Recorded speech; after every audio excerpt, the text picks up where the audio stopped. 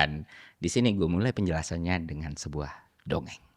Jadi suatu hari ada seorang perempuan bernama Pertiwi. Pertiwi ini seorang perempuan yang kerja, yang mendapatkan penghasilan gitu, tapi kerjanya biasa aja. Dan dia punya banyak anak. Gue nggak tahu anaknya berapa persisnya, tapi banyak aja. Dan nama-nama anaknya tuh ala-ala itu orang tua milenial kalau ngasih nama anak ya kayak gue lah.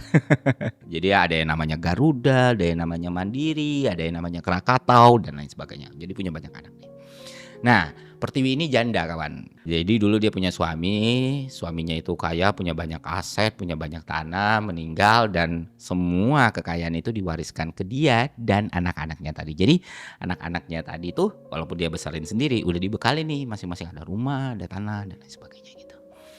Nah, dengan pendapatan yang ada dan peninggalan dari suaminya, ya udah, dia uruslah anak-anak itu, dia didik, dia modalin, dia kasih makan, dia sekolahin sampai anak-anak ini udah gede semuanya. Udah bisa punya penghasilannya sendiri. Ada yang bekerja, ada yang berusaha, ada yang freelance, macam-macam lah gitu. Karena anak-anaknya kan banyak gitu kan. Karena semua anaknya udah bisa menghasilkan, udah punya pendapatan, si anak-anak ini seperti anak-anak pada umumnya ya, ketika mereka mendapatkan gaji atau penghasilan, mereka akan kirimkan ke ibunya. Begitu juga anak-anak Ibu Pertiwi ini. Mereka ketika dapat gaji, nggak semuanya mereka kasih ke Ibu Pertiwi, tapi ada persentase yang mereka kasih ke emaknya mereka. Nah, nilainya beda-beda tergantung penghasilannya juga gitu. Ada yang ngirim 3 juta, ada yang ngirim 5 juta, ada yang ngirim cuma 1 juta, ada yang ngirim 500 ribu, ada yang nggak ngirim sama sekali. Dan bahkan dia masih dibantu oleh si Pertiwi ini tadi. Ya, nah balik lagi ke Pertiwi. Jadi dia punya 2 sumber pendapatan nih. Pertama ya gaji dia di kantor, kedua dari kiriman anak-anaknya.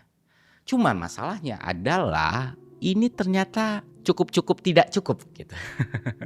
Jadi uang ini kan dia pakai untuk belanja, untuk kebutuhannya, untuk membangun WC misalnya di rumahnya atau apapun lah. Nah, selalu ngepas dan bahkan cenderung kurang. Terus dia berpikir dan memutar otak gimana ya uang yang gue punya itu lebih banyak dan jaminan gue itu lebih aman ke depannya gitu.